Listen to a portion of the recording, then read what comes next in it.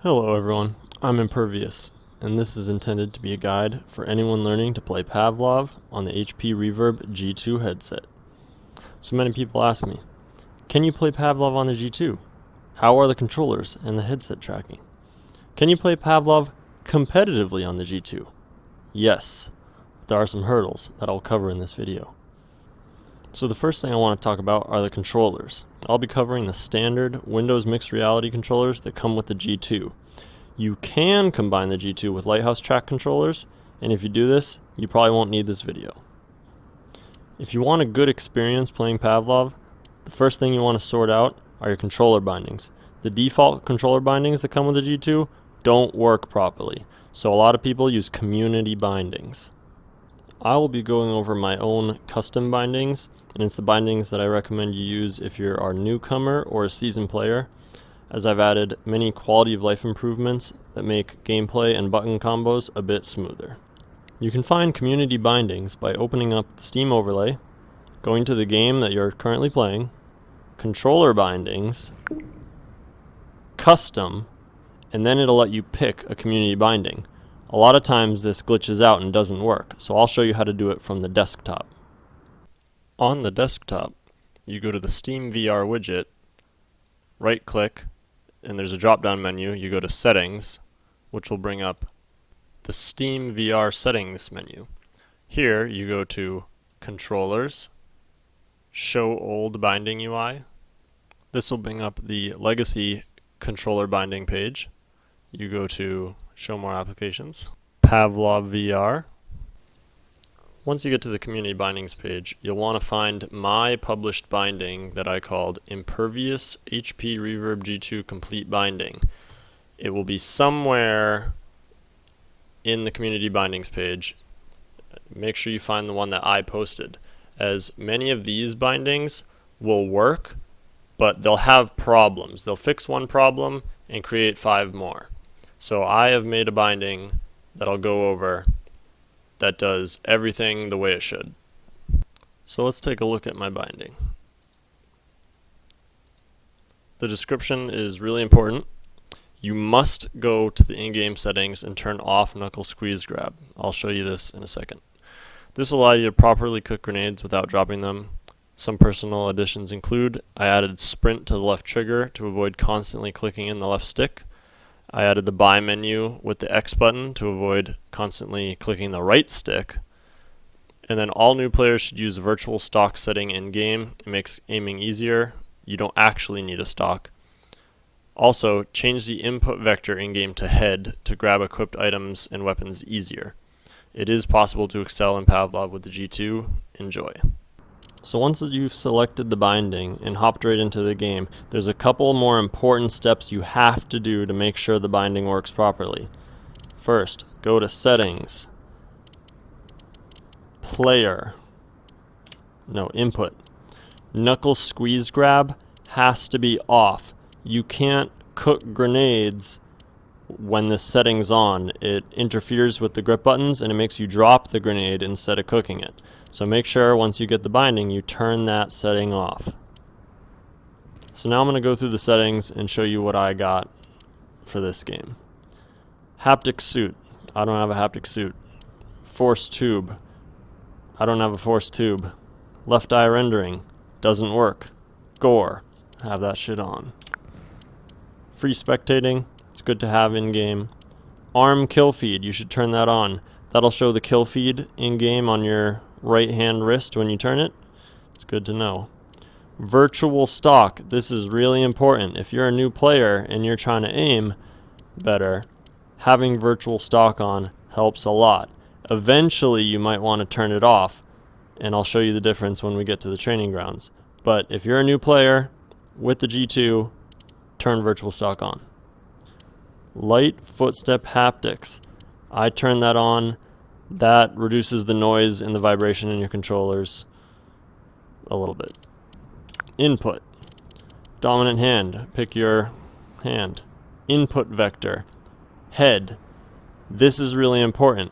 This is how their character's chest turns when you're in game. If you've got it set to your hand, it's hard to reach for items on your chest. So having it for your head means your chest will always be straight below you when you look down in game. Inventory lock. Turn that off. That messes up when you're trying to reach for stuff. Auto sprint. Keep that on. Helps you auto sprint around. Knuckle squeeze grab. I already said turn that off. That'll interfere with cooking grenades. Artificial turn and smooth turn. You have to have these both on for smooth turn to work. And then I put smooth turn all the way at 360. And that's a good place to have it. Video. Scaling. This is your in-game render scale to help with performance. Anti-aliasing, textures, effects. Set these to what your PC can handle. High on all of them is not too hard to run. Usually the render scaling is the most important part. Audio. Audio quality I got set to high. I have use audio thread on, and I have these two off. They don't really do too much. Master volume, voice chat, 100%. Another thing I do is disable controller vibration entirely. That really helps with the battery life on the G2. You do that by opening up the Steam menu in VR, Windows Mixed Reality for Steam settings, disable controller vibration on. Alright, now let's head into training and I'll show you how the bindings work.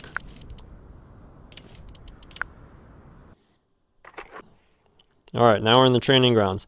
The most important part of the binding is normally you click the right stick in and you keep clicking right stick to use the buy menu. Clicking your stick in that many times will ruin your thumbsticks and cause controller drift. So what I did is on the left hand controller I bound the X button to the buy menu. So now I can open the buy menu and buy things with the X button. Normally the X button is selecting the fire on your left hand weapon.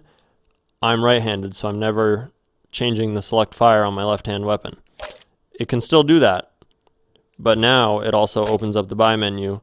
It makes it a lot easier to buy weapons without having to mash the right stick all the time. The next thing on the G2 controllers is the left-hand menu button is your scoreboard. Holding the left menu button and hitting the left trigger at the same time brings you back to your settings. So if you want to leave a match or exit out of the game, it's left menu button and then the left trigger at the same time. That'll let you go back to the main menu, pick something else. So when playing with these bindings, you can walk over to gun, press the grip once, and you're holding it. You don't have to hold the grip. Then you can press the grip with the other hand. Now you're holding it with both hands. With virtual stock on, it means when I move my hands, the gun doesn't move that much. It mainly stays straight. It creates an invisible line between your shoulder, your right hand, and your left hand. So really, only your left hand is doing the aiming. Your right hand just moves the back of the gun around. But the gun still shoots straight. Without virtual stock on, your aiming is free, and your hands will cause a lot more movement, and it's harder to get a good aim. Both of your hands move all over the place, and for new players, it can be really tough to get the sights lined up to get those good shots in. But with virtual stock on, suddenly the gun doesn't move as much. It stays steady, it stays in a straight line, and you can get those shots lined up nice and easy. That's why new players should definitely use virtual stock. So with the G2, you've got inside-out tracking. So it means the headset has to see the controller rings for you to be able to move around. If you put your hands behind your head, the game doesn't really know where they are. So to aim, there's two ways that most players aim. It's either the dinosaur, like the T-Rex, where you take your right arm, put it nice and close to your chest, so that way it's nice and stable, and your left arm, you hold it out in front of you. And only use your left hand to aim. Your right arm just stays steady, doesn't move. Your left arm does the aiming. This way is how I guess most new players should probably learn how to aim at first. It's really easy. It's like holding an actual gun. It feels natural. The other way to aim is by holding your controllers together. This is the much more difficult way to aim. But it's faster compared to the dinosaur. You kind of got to move your whole body and your arm. Holding your controllers together, you move both hands equally as quick, and you can get quicker shots. But getting the right position to hold your hands together was extremely difficult. It took me hours and hours of practice. I've got a little rubber band on my controller right here, so when I hold my hands together, I know exactly where to put my wrist. I can put my wrist on the rubber band and I know exactly where it is, so when I reload, I can immediately grab my controller and rest my wrist on the rubber band and raise it up and have it in the right spot every time. Without that, it's really hard to tell where your hand is touching the controller. So that's one little thing that you might want to think about and doing at some point. But for a new player, starting off with the T-Rex is definitely the easier way to aim, and you can still get a lot of good shots in just fine. What you can't do is you can't hold the controller too close to the headset. If the controller gets right up to the headset, it loses tracking and it starts messing up. So you might initially want to hold the controller really close to look down the sights, but eventually what happens is the headset loses focus of the controller, and I can take the controller and pretty much put it behind my back, and it still thinks it's up by my face. It's really, it's not good. And then the controller's, now it's over here. So you have to keep the controller in front of the headset. You know, about here, it still is fine. It knows where the controller is. It's not a big deal. But if you get too close to the headset, it starts messing up and jumping around all over the place. When aiming with either the T-Rex or with your hands together, there's never any problems with controller occlusion. The controllers are never in the same plane, so the headset can easily see both controllers at the same time. I've never had a problem shooting either of these ways and having the headset lose tracking because the controllers were in front of each other.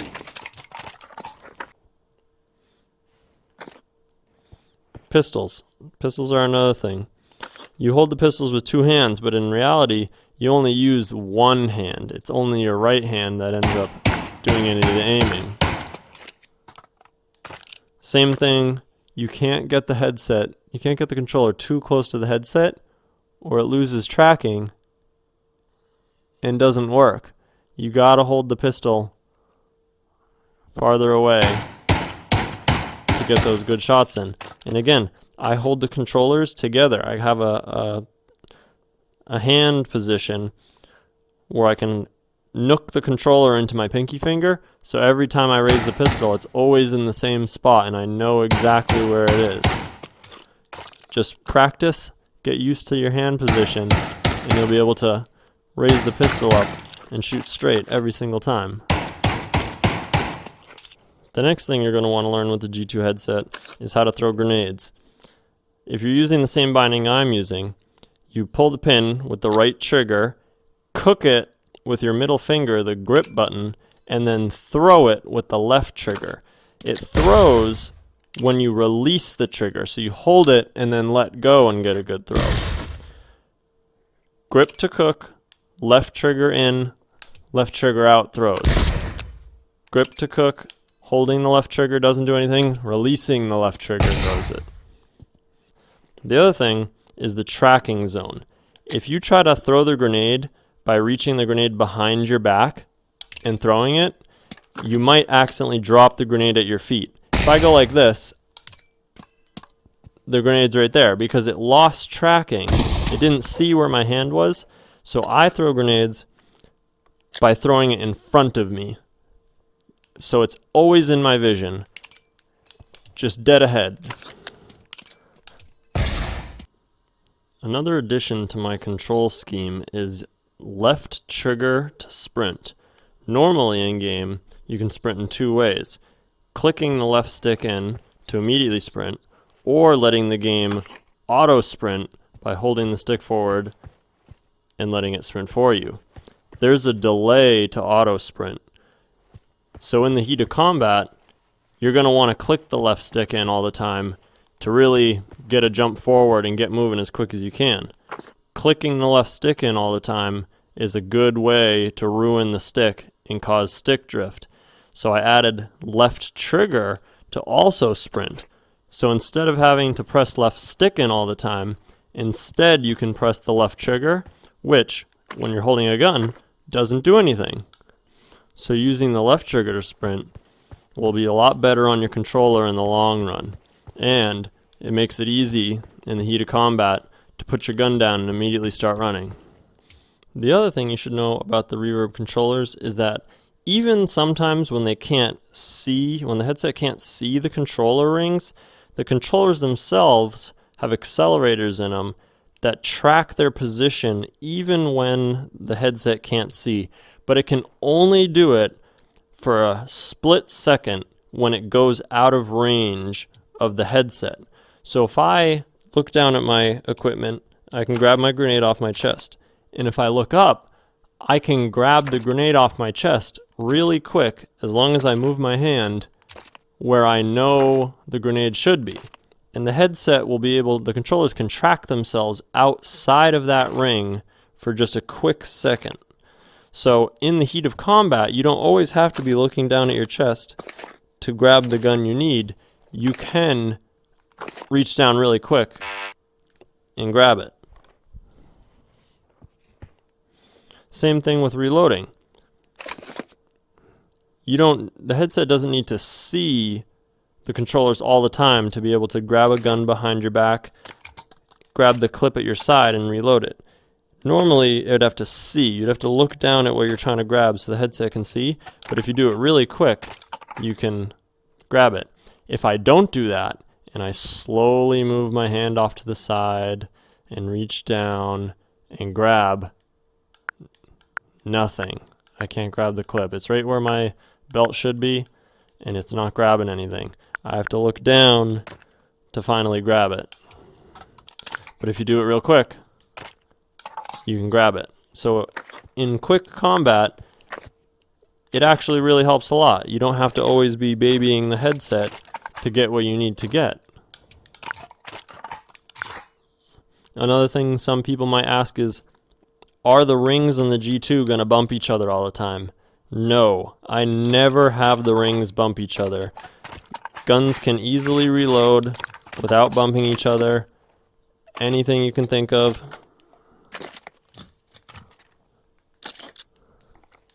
No bumping. Even pistols. No bumping.